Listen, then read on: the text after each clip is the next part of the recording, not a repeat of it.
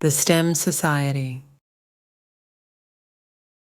Welcome back to the STEM Society. My name is Cole Jackson. I am your culture critic. I am your music commentator. I am the only opinion that matters. You're listening to episode 105. Thank you guys for joining me. I hope you guys had a great week. My week went pretty well. I was on some tourist type shit this week, bro. I've been in London since July and I haven't done anything touristy yet. So I decided to go out and see some tourist attractions like the London Eye, and I went to like this museum. I did quite a few things. It was actually pretty fun. When I first got here, I didn't want to do anything touristy because I thought that would be kind of lame, but it was actually a whole lot of fun, and I needed some fun after this week. We are really really heavy with news topics. I'm going over the Tory Lanez stuff. I'm going over the Diddy Trial to give you guys a recap. But I wanted to start off with some rap shit, so let's go ahead and get into it right now. Music news. Everything that's transpired in rap since Wednesday has been something of amazement to me because we're finally getting what we've been asking for. We've been wanting rappers to rap for a while, and it's here. It's happening. It's all happening. Shout out to the company, man. Let's start off with the cypher. There's a one-take cypher out there with Big Sean, Absol, and Joey Bada, which I never thought I would see those three in the same place doing this ever. So let me tell you how I looked at the whole thing. One, I thought Big Sean was the perfect person to start this cypher off. I think he's been out here recently just trying to I don't want to say rebrand, but kind of show his refocus on rapping. It's been more than just this freestyle that I've seen him out there on, and I think he's been doing a phenomenal job. I wish he had this type of energy on his last album. Like, he came out the gate throwing some very heavy bars. I think the flip phone bar from him was my favorite part of the whole verse. My favorite is Angie Stone. My drive back, that bitch on cruise control like Katie Holmes. Been flipping out in this bitch since it was camera phones. Know you great when you uncomfortable in your comfort zone. I know he's trying to be zen, and I know he's trying to be this more family type guy. But when you get him motivated to do this kind of rapping, because the only reason he was really rapping like this is because he had two other people who I think he's real cool with. He had to put out some of his best work or his best verse, his best rapping, and he did that. I think Big Sean completely killed it, but I understand why he was lead off. And I think through this whole thing, his verse has been forgotten by everybody because of the other two and the other situations that happened later on this week. But I have to applaud Big Sean because I think he did a phenomenal job with his verse on that cypher, and I think he's not getting the credit he deserves, and he's not getting the pat on the back for hanging with these two niggas. When him hanging with Ab and Joey, I just think he did way too good for us to just not talk about him enough. I always feel like, and this is not just my sentiments, I've heard other podcasts say this, but it's like anytime he has something major like this happen, he gets kind of pushed to the side because it's a bigger moment.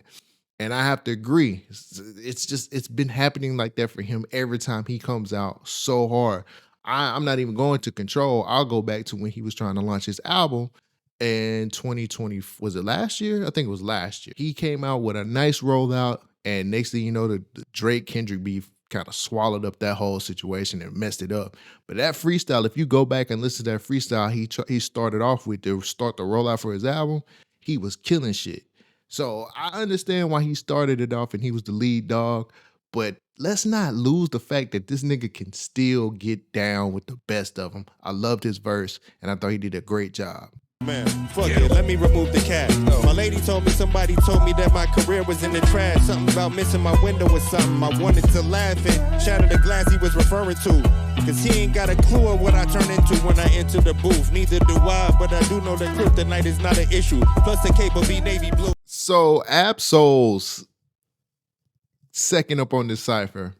And let me just say right now, he started it off so fucking fire. And I think a lot of people didn't really realize what he was saying. When he said, let me remove the cap, and handed it to Big Sean. And then he said they was telling him that his career was in the trash. I don't think a lot of people, that's the type of rapping that Absol does that goes over a lot of people's head. Let me remove the cap. Y'all saying that my career was in the trash.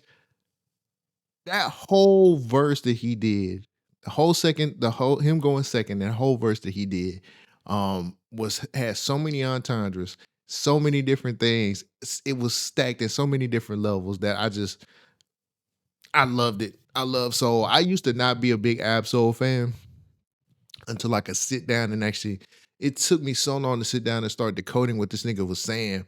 And he speaks in so many different entendres that it goes over my head sometimes. But I don't think people is giving Soul enough credit for the verse that he did on there.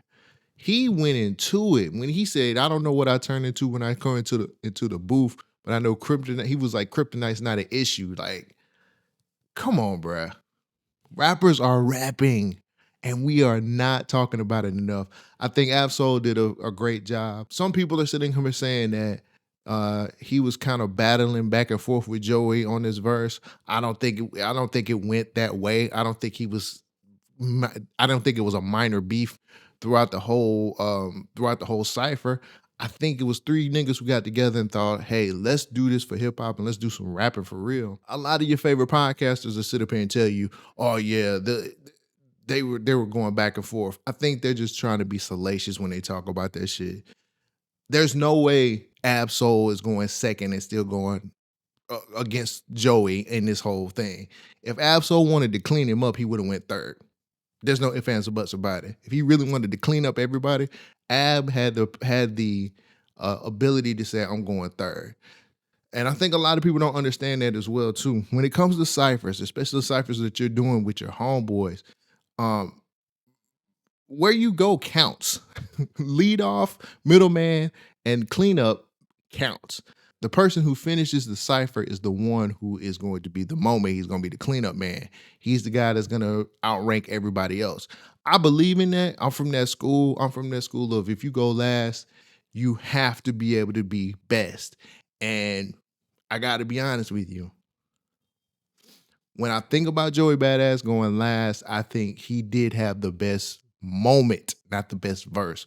My best verse is going to go to Soul because I think Ab-Soul, I'm still trying to decode a lot of stuff that Ab-Soul said.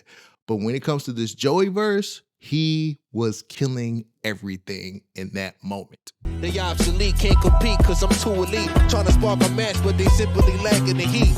Blasphemy, I don't need no one to blaspheme me. Charge it to the game, call that shit a catastrophe. Since rulers back, they been trying to measure up. Look, my name ain't Rick, but I talk slick, no pressure luck. And I ain't taking no words back, I'm with all that. This ain't gotta turn to nothing else, let's keep it all rap. So let's make this 150% clear. Joey Badass, he was the one that got all of this stuff started as far as the battle with Ray Vaughn and Daylyt and all of this stuff. He was the one who shot first. When he did the rulers back, he shot first. He was the person who is held accountable for this whole back and forth that's been going on between him and Ray Vaughn and even Daylyt. People are forgetting Daylyt has been putting out tracks back at Joey Badass. The third verse on this cipher, I gotta tell you right now, I think Joey Badass is one of the best out here right now doing it. And he's been like that for a minute. It's just the fact that he hasn't really got the recognition that he deserves, bro. I've been listening to Joey Badass since All American Badass. And that was one phenomenal album in my eyes. And he's always been solid on the raps. And for people to just now being able to acknowledge his rapping ability is crazy to me because he's been out for a while. Dude has been out since he was a kid, like teenage years. And it just feels like people are just like, oh man, like you're just trying to get attention. Go back and listen to 1999. Go back to listen to All American Badass. Go and listen to 2000. He has a nice little catalog and the dude can fucking rap. He's been rapping at this type level for a while. So let me get into the shots that he took. He was big. He was really trying to big bro Ray Vaughn, in which I think he did a phenomenal job doing that. And he had a lot of nice little slight jabs here and there throughout the whole thing. I think the Daylyt pokes that he was doing as well were pretty clever and they were pretty smart. And he ain't backing down. That's the thing I love about this whole thing. He started this and he's not even backing down from that. a lot of people who is in his predicament right now, which is taking on a whole West Coast, because he's doing this by himself. There's no East Coast artists out here right now. There's no New York artists out here helping him in this whole thing. And he is taking on the whole West by himself. And I gotta say, one, I'm proud of him, and I think he's doing a phenomenal job doing that shit. Two, I'm so disappointed in New York. I don't know where the MCs at. I don't know where the New York rappers are at. Why they not tagging in and helping this dude out? Because you guys are really, really looking pitiful out here right now. He the only person that's going to represent New York and doing it well, if I may add. But his shots that he was taking at Daylyt and Ray Vaughn in this verse were so cool. I like that they're keeping it rap. They're not going, it's not finna get out of hand. I know it's not. They are all keeping it hip hop. And that's what we've been asking for the longest time. And I think doing a cypher like this, which Red Bull have been doing ciphers for a minute now. They've been doing the one take ciphers for a minute. It just hasn't been as often. They've done, the last one I seen was like Redman, Method Man. I can't remember the third person. But they come out every now and again. When are we going to get hip hop platformers teaming up with places like Red Bull or some of the other big time places that are doing platforms that are doing this and getting them involved, man? Like, this could really be a thing and could be really consistent if we take time out to do it. I don't know why we don't have more people pulling their resources together and actually making the connections happen. I have some thoughts. I have some ideas on how I would want to do this as well. But I'm not going to tell them on video because you niggas steal. But this was so good. I'm so glad we're getting back into the rap shit. I think that having these three come out, because they're not too, how can I put it? They're present. They're not OGs, but they're not the newer or younger generation. They're the present generation of rappers. And this said a lot about how hip hop is trying to get back into really rapping or really getting into like the bars of everything. I'm so glad we're going back to that instead of the whole flashy bullshit era. Like, we're kind of leaving that and we're trying to really get back into niggas actually having bars. So I'll salute everybody who was on here who was doing this. But now I have to transition to what came from this into later what came next, which was Ray Vaughn doing his response to Joey Badass. Nigga, what? You done ran into them steppers who don't tap dance. Gucci trash bands just for you to put them raps in. Conductor got you sounding like you in a jazz band. Why you going after Dottie? Think he Pac-Man? Ooh, CJ like 40 and he on drugs. Well, you can crash out and rap at the same time. That makes you a dangerous man. A dangerous man. The whole Ever song came out about 24 hours later after the whole cypher kind of came and gone. People, all the buzz about what Joey Badass was saying. I'm gonna tell you right now, Ray Vaughn is earning his stripes as being one of the best, that one of the MVPs of 2025. He killed it. He killed it. My biggest gripe about this whole thing really is I don't like the fact that this nigga was using the Kendrick, the Hey Now, or it sounded like it came straight from GNX or it was like a cheaper version of GNX. But I'm gonna tell you right now, the boy can rap. I've been saying that since 2024. Yeah, Standing Next to Soul Won't Save Yours is the bar that stood out the most to me. I think that Ray Vaughn did a phenomenal job coming back at Joey Badass, and I think he did something that nobody else is willing to do. Get in the booth and actually, or get in the studio and start writing and get in the booth and actually put these songs out. He has one of the best projects in 2025. He's kept up with one of the better lyricists out of New York, and nobody's saying that one thing about him. And that's killing me because he is the epitome of what we ask for when it comes to hip hop. We want people to be able to get in the booth and start putting these rhymes out. He has been consistent with putting out music since 2024. Go look at his fucking catalog of the songs he's put out, the album he put out, and this whole battle he's been going back and forth with. You cannot deny this dude is one of the best out here right now. And I know a lot of people are like, well, why are you saying that he ain't got one album? Look at the body of work he's been doing. That's all I'm gonna say.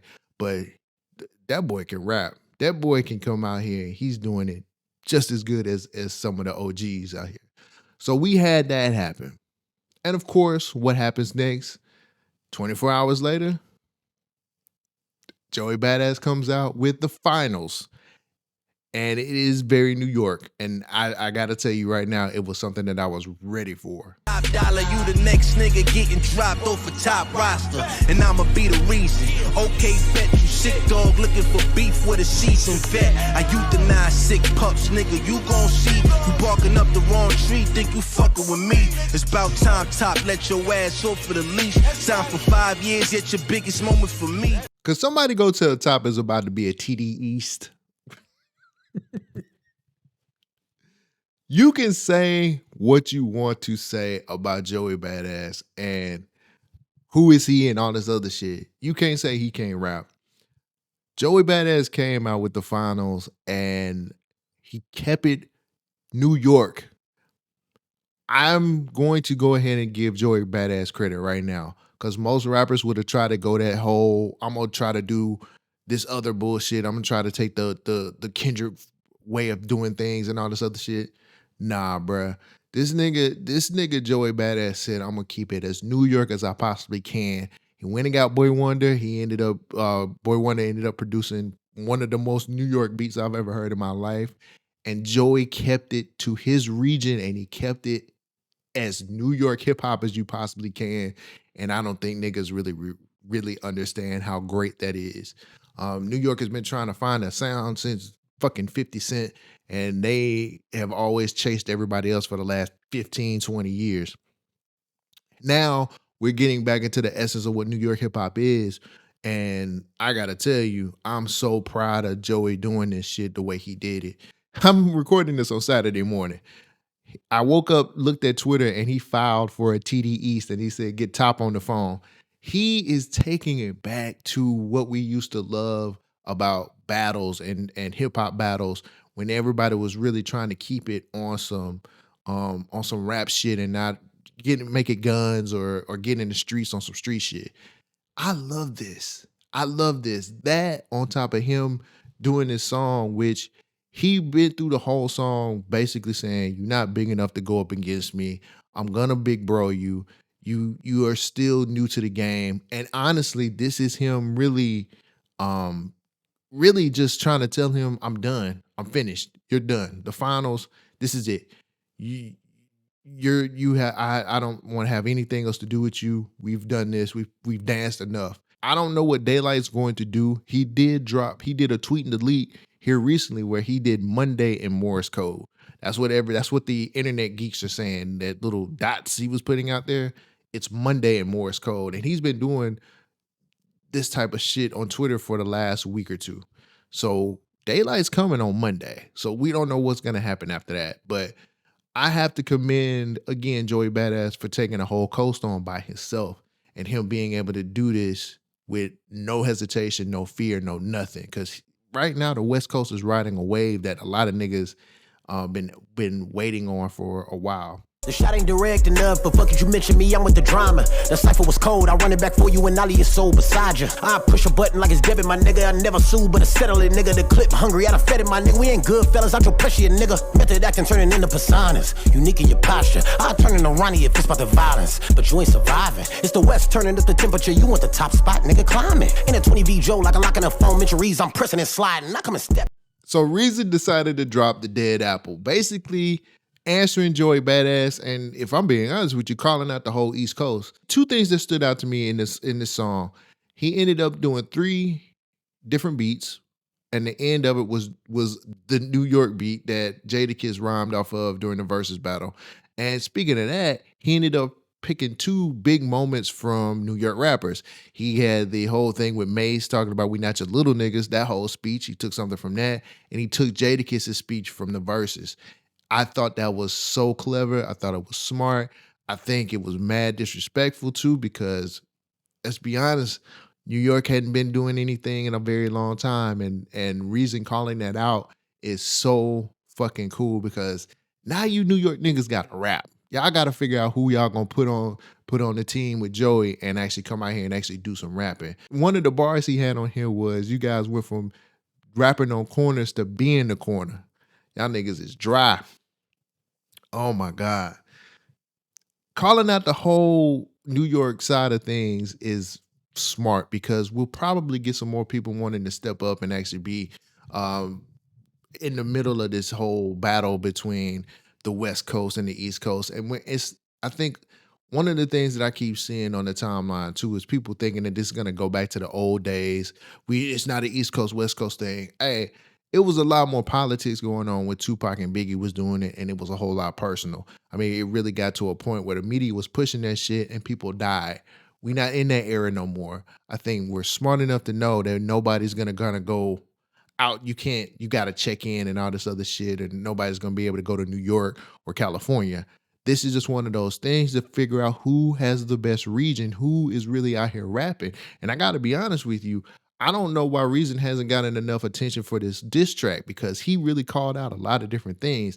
And his name being mentioned was a throwaway line. It wasn't even a situation where he was really getting attacked. But I like the fact, and I was saying this on Twitter too, I like the fact that if you hear your name, you get in the booth and you address it. If I was a rapper who could rap for real, I promise you, anytime I heard my name, I would get in the booth and you would get these bars. But Reason came out and did a phenomenal job with his diss track. Everybody on here, everybody through this whole thing has been top tier rappers. We just came off of Reason doing a freestyle on Effective immediately and killing that shit. Bars are coming back. And that's what I love about the game. Because this is a game. Rap is a game. The game is the game, bruh. Rap is finally coming back to what we've been asking for a very long time. The flashy shit is still going to be there, but right now we're kind of muting that down and getting back to the essence of what we love, which is niggas battling, niggas actually using a pen game a whole lot more, people getting in the booth and telling niggas, I'm not playing with y'all no more, and calling out whole regions. What more could you ask for out of this whole thing? I have been happy all week with that part of the industry, as far as like the real rappers coming forward and actually showing what they could do.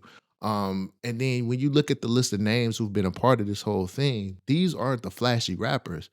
These are the niggas that get it out the dirt. These are the rappers that actually know how to use their pen and spit major bars. And it spans from different eras. You got to look at it from like the very newer era, which is Ray Vaughn, all the way to like, I ain't gonna say the old era, but like the guard that's kind of moving on, which is like Big Sean. Out of everybody who's doing all of this rapping, especially when it comes to the battle part of things, Joey Badass is doing it. He put it over the top when he put out he filed for a TDE East. He even got a logo. And if I'm not mistaken, the website is up. It's an actual website. So I have to give this to Joey Badass. He's winning at this point. And it's Saturday, the 17th. I'm recording this on the Saturday. But Joey's up right now. He's up. I don't know if anybody else is going to drop any more music. I hope it continues to go through the rest of at least through summer. I mean, give us this whole thing through summertime. And I want some of the heavy hitters to come out here and get in the middle of that.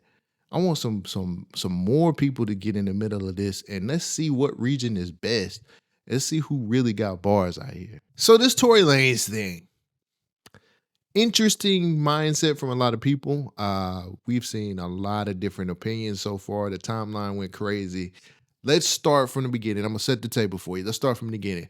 Tory Lanez gets stabbed in prison 14 times, 7 wounds. I'm looking at my notes now. 7 wounds to the back, 4 to his torso, 2 to the back of the head, and 1 to the left side of his face. Both his lungs collapsed, and he was placed on a breathing machine. So 1, my prayers are up for Tory Lanez, and I hope he gets better. 2, y'all are animals. People were wishing death on this dude, and that don't sit right with me. He got found guilty. He's serving his time. For y'all to sit up here and be wishing death on this man, y'all have a lot of problems. Like, it's a lot of mental bullshit going on in a lot of y'all's head, because this man is serving his time. He's doing what the court told him to do, which is go to prison, serve your 10 years for what he did. But then we took a turn. The shooting case took a turn. This video dropped after the whole stabbing situation went on. I'm gonna play it for you right here. Not long ago, Unite the People was approached by a gentleman named Bradley James. Mr. James informed us he was working as the bodyguard and driver for Miss Kelsey Harris during Mr. Peterson's trial. As such, he was in close proximity and he had privy to conversations she was having with her husband and others. Mr. James informed us he was not under a non-disclosure agreement or a confidentiality agreement and was free to speak with Unite the People, and that he was doing it because his conscience would not let him not speak and leave a man in prison for something he did not do.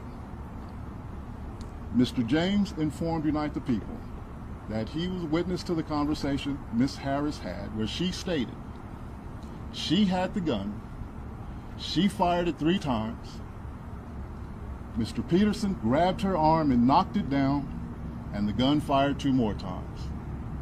In essence, Mr. Peterson never shot anybody, never even touched that gun, never fired the gun. So after I seen this video, I was like, what the hell is going on? Where's this coming from? You got a bodyguard coming from out of nowhere who's not under an NDA saying he overheard a conversation that Kelsey was talking about and she said that she was the one who did this to Meg. And Tory Lanez was just there and he tried to stop it and all this other stuff. I've held this stance since the very beginning. No one's taking accountability for what happened that night. We've had everybody in that whole thing, Meg, Kelsey, and Tory, lied that whole case. All of them lied. They lied to save each other's ass. And nobody wanted to come forward with it. And I'm going to be real with y'all. I think they figured that nothing would come out of this. I think that it got to a point to where like they felt like nobody was going to get 10 years put on their chest. But I also understand that when somebody gets immunity, the script has been flipped on somebody else. Somebody got to take the fall. It doesn't matter what I believe. It don't matter what I believe. I could give you my opinion and tell you from I could just tell you what I feel like happened. Don't matter though, because the judge in that case did exactly what he was supposed to do. I don't know what happened that night. We even got people who was there that night that never testified, just up and disappeared. Doesn't all of this sound funny to y'all? Like, isn't this whole thing weird that now we got to go off of some hearsay from a person who has immunity to try to get this man out of prison? Now, let me get a few things straight right now. Tory Lanez was arrogant. Tory Lanez played himself when he dropped that fucking album trying to tell people he didn't do it. The phone call he made, everything about that made him look a type of way instead of him shutting the fuck up and letting a legal team do what they were supposed to do. I don't understand why we are still here with this whole thing. I'm going to be honest with you. If the man is innocent, he still should be in jail for being a dummy. Because if he knew he was going to get jail time, he should have went up there and he should have got on that stand and he should have told everything. But again, trying to cover somebody else's ass to keep from being a snitch got you stabbed up. I'm sorry. That got you stabbed up. And the conspiracy side of things, Rock Nation's trying to stop this news from coming out. That's why they stabbed him up. It don't matter. It doesn't matter what you guys think on the conspiracy side of things. Tory Lanez is in jail because Tory Lanez put himself there. If he really felt it strong enough in his heart that he didn't do any of that shit and he knew that Kelsey was the person who pulled the trigger, he should have got on the stand and told on her. I would have. I ain't gonna even lie to you. You can call me a snitch, you can call me what you want to, but I ain't finna get stabbed 14 times for none of y'all niggas. Not for Kelsey, not for Meg, not for nobody. Fuck you. Getting stabbed up is something I don't want. Jail, a wise man once told me, jail ain't the spot, my man. Jail is not the spot. Now here's the flip side of things. Here's really where I'm gonna get a lot of pushback. I do think he needs to be retried if all of this is true. If he's an innocent man, and if she's going around bragging about what she did, then we need to reopen this case and we need to figure out if he needs to be out of prison, because it's not right for him to be doing jail time for something he didn't do. Yes, he's in prison because he's a dumbass nigga and he didn't want to tell on nobody. But that don't mean if she really did it, he should still be there. That don't mean if it's new evidence to the case, real new evidence to the case, that doesn't mean they shouldn't reopen this trial. That man is in doing time for something. And let's be honest. Let's keep it a whole bean. 10 years is a lot of time for what happened in that whole situation. Whether you agree with me or not, that's a lot of time. 10 years?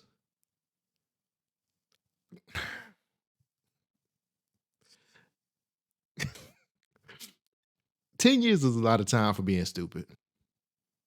It just is. And I feel like if he gets an opportunity to get this trial redone, because he did hire a shitty legal team, he did have a lot of arrogance when this whole thing happened, and he did keep quiet about some stuff. He was loyal to people who weren't loyal to him. Them two girls was friends with each other. You think they was gonna have any loyalty, even though they don't talk to each other anymore? Nah. I really feel like if this is real and it's a merit behind it, the case should be reopened and they should be looking at it for real, for real. Kelsey can't go to jail now because she's got immunity. She's good. But if this really was a situation where she did this and it's a merit or some credibility behind what this bodyguard really heard, I don't see why they shouldn't reopen the trial and see if they could get him a lesser sentence or get him out of there. And we're acting like Tory Lanez is a menace to society. Tory Lanez is guilty of being a celebrity and a pretty shitty one, to be honest with you. And when I say shitty celebrity, I mean arrogant, ego, thinking he could fuck everybody in the world, shit like that. He's guilty of that. But damn, 10 years and getting stabbed up like this. I just feel like if there's merit behind it, we should reopen it. And a lot of people are going to look at me sideways. Fuck you too. Like, that dude, I couldn't imagine doing 10 years for something I didn't do. And a lot of y'all don't look at it from that point of view at all. And again, I don't think it's any harm in reopening the case. I think they should look at it if it's real, and if they can find a way to get him out of prison, go ahead and do it.